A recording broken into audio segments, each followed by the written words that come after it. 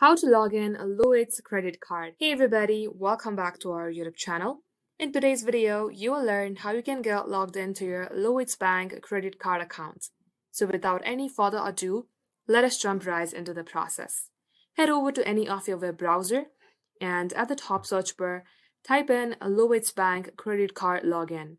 As you do so, you will see existing credit card customers powered by Lloyds Bank. Click open that link.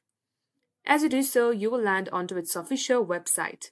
Now, in order to get logged into your account, click on Log on your top right and choose if it's business or personal account.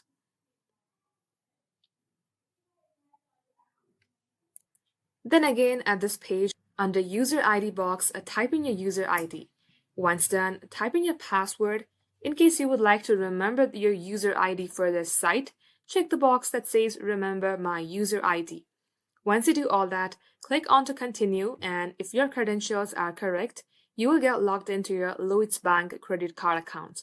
In case you're having any problem logging in, you click on Forgotten your logon details and get help resetting your account. And that is how you can do it.